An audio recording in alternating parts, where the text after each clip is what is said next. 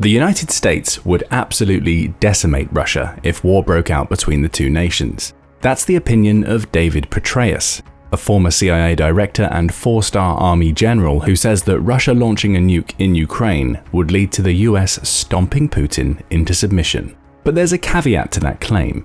Petraeus says that the US would lead NATO in a collective takedown of every conventional Russian force, from battlefield equipment to naval, that is stationed in or around Ukraine.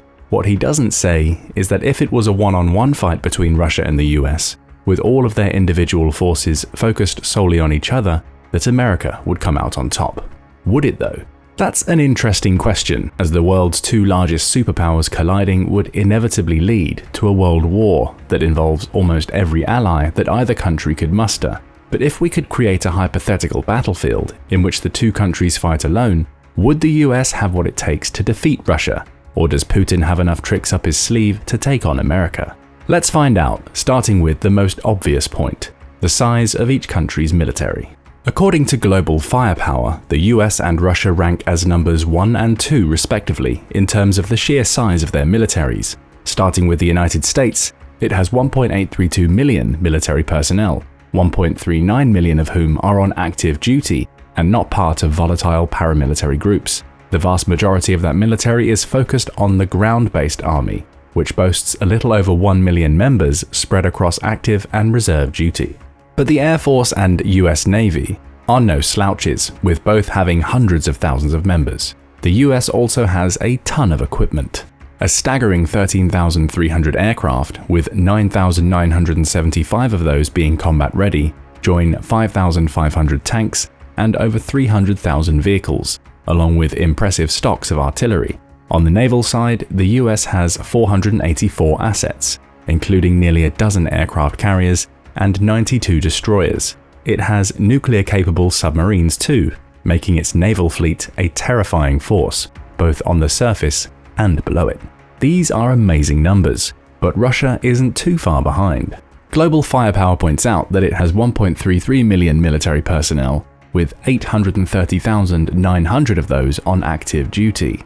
That leaves 250,000 as reserves, and a similar number in paramilitary groups such as the infamous Wagner Group that Moscow essentially controls. In the air, Russia does seem to fall behind substantially. It has 4,182 aircraft, of which Global Firepower estimates around 2,000 are combat ready, and the Russian Air Space Force (VKS) has a few hundred thousand fewer members. Russia also has less military vehicles, 151,000 to America's 300,000, though it comes out on top with tanks, as it has more than double what the US boasts. Its navy is bigger too.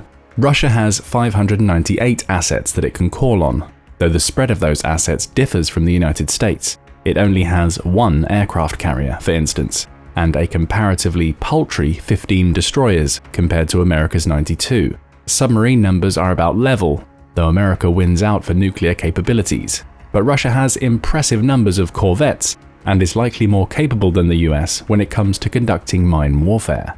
If war were won on pure numbers alone, the US would be the clear victor. It has more of almost everything from personnel to equipment, and even in the naval area, where it lags behind, you could argue that America's focus on more attacking vessels gives it an advantage. But sheer numbers alone don't win wars. Both the US and Russia can tell you that.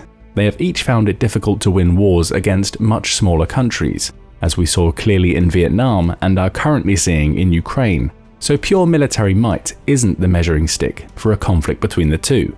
We have to dig deeper. Starting with the ground game, both have similar ground force setups. For the US, its infantry squads form the backbone of its armed forces, with its light infantry being divided into air assault, mountain, and airborne units.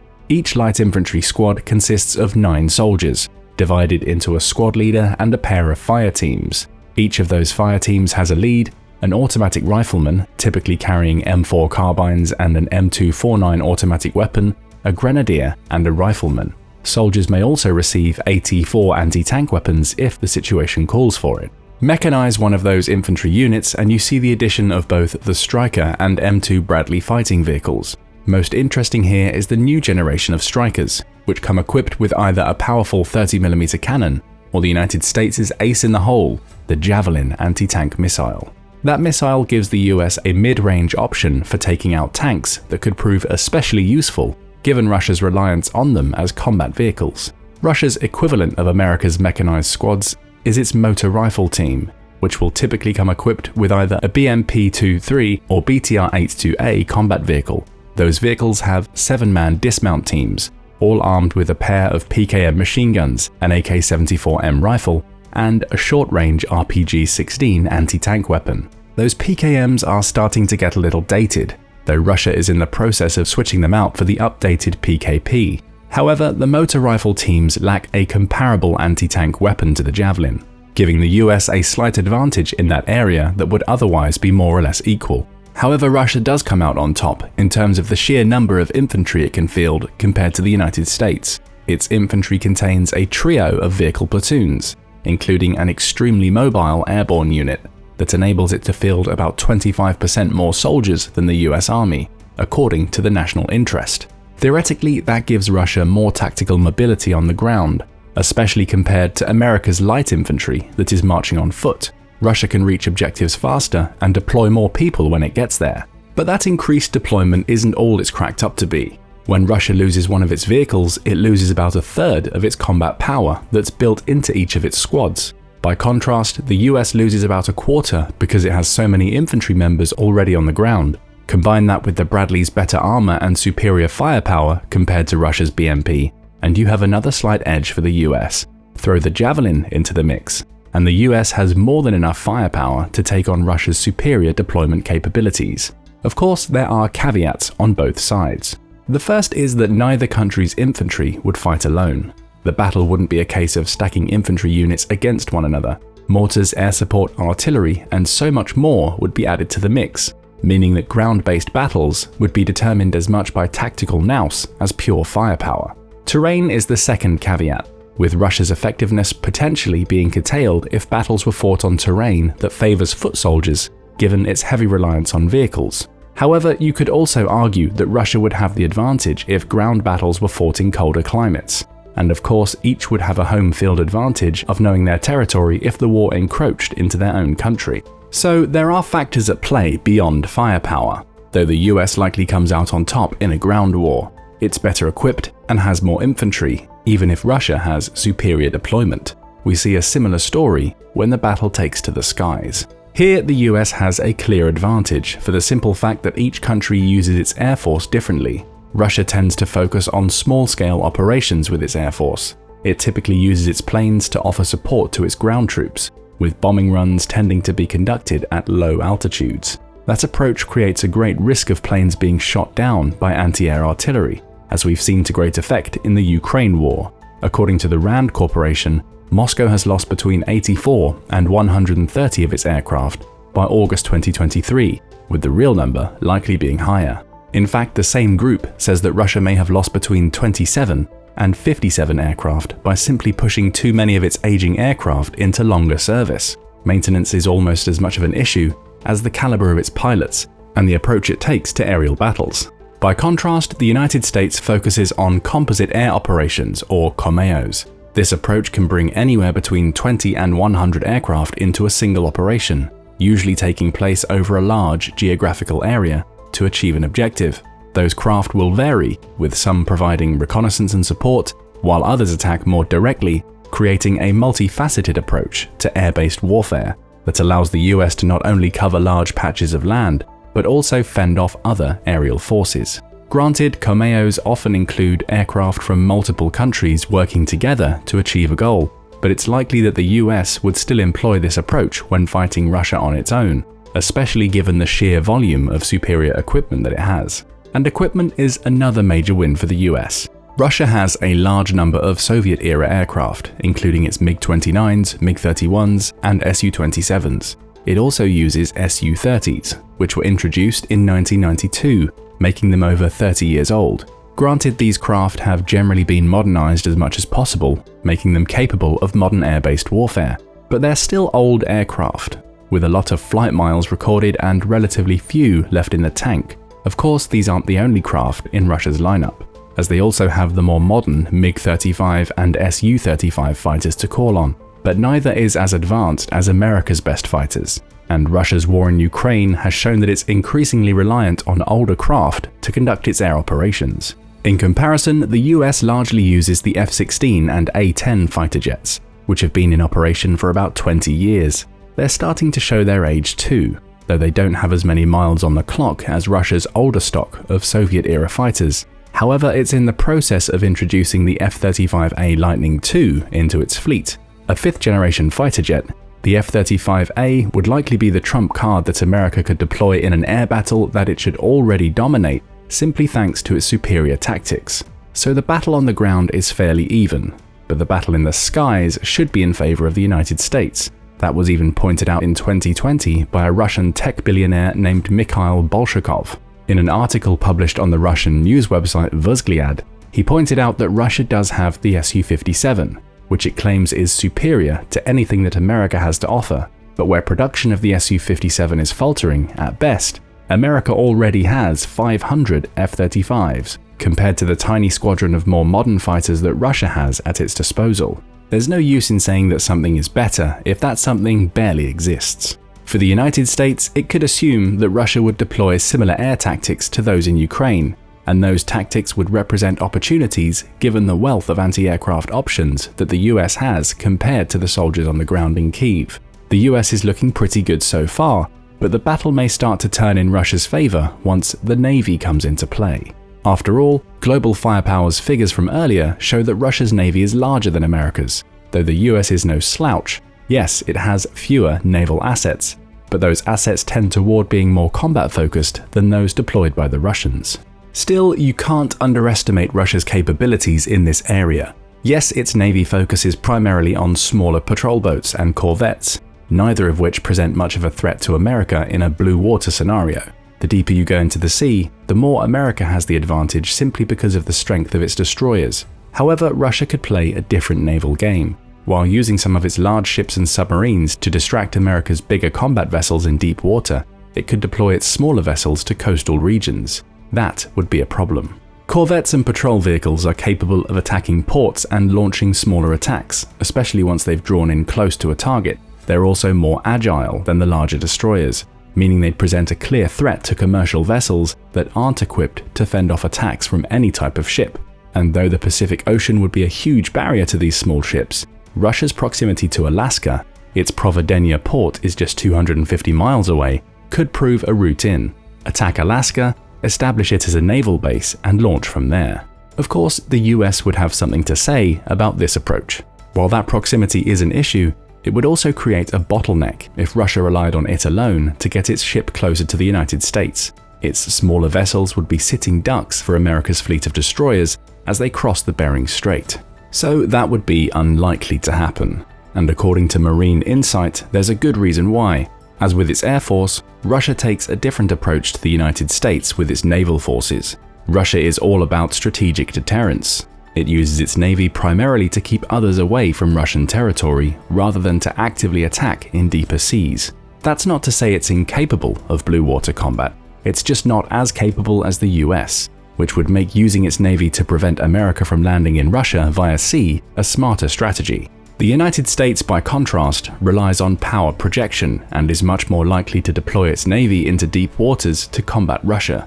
It could also use its fleet as launching points for the Air Force's Komeo attacks, get one of its dozen or so aircraft carriers in close, and American fighter pilots could take to the skies to attack Russian ports or even conduct simple reconnaissance. The only area where the two countries are approximately equal is in nuclear-powered submarine capabilities, and it's here that Russia could claw back some ground. According to Newsweek, Putin has been improving Russia's underwater capabilities for years, with the crown jewels of that fleet being the Imperator Alexander III and the Krasnoyarsk.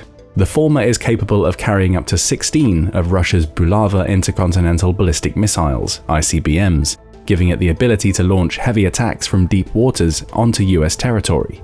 Putin has been bullish about his subs too, having said in December that he'll be commissioning more nuclear submarines in the future to ensure Russia's security for decades to come. Of course, the US is no slouch in the nuclear submarine department. All four of its main operation classes of subs, the Virginia, Ohio, Los Angeles, and Seawolf, are all nuclear powered, and in the case of the Ohio class, the US has 14 submarines that are capable of launching ICBMs of their own. according to the Nuclear Threat Initiative. So a naval battle between Russia and the US might come down to where that battle takes place. Deep sea battles seem to favor the US, where more coastal conflicts may be the domain of Russia. Still, the US might have a slight advantage here, simply because it has more aircraft carriers, creating the possibility of better cooperation between its Navy and Air Force. But none of that matters if either country runs out of arms. Assuming the battle between the US and Russia becomes a war of attrition, which is likely, barring one potential outcome that we'll get to in a moment, keeping troops stocked up will be essential. Every destroyed vehicle, sunken ship, and destroyed fighter plane will take its toll, with near-constant military production likely being essential, not to mention all the ammunition and small arms that would be needed for ground combat. Right now, the US stands apart in the arms production race, at least in terms of producing weapons for other countries. According to Axiom, the US produced 40% of the world's arms exports between 2018 and 2022, in addition to keeping its own military well stocked. That's leagues ahead of Russia. Though still in second place, it only accounted for 16% of exports during the same period. Of course, the caveat to these figures is that Russia is engaged in a war with Ukraine right now. It's not selling as many weapons because its own forces need them to fight that war, so it's no shock that the US has leaped further ahead. But further is the key term here. Even before the war in Ukraine, the United States sold and produced more weapons. Between 2013 and 17, the US accounted for 33% of all weapons exports, with Russia hitting 22%. Closer for sure, but there was still a considerable gap there. It's an inexact measure of production capacity. And it's not like Russia doesn't have the ability to ramp up when it needs to. As recently as September 2023, Reuters reported that Putin has ordered a cranking up of production to keep Russian troops well equipped, even in the face of increasingly strict sanctions being placed on Moscow.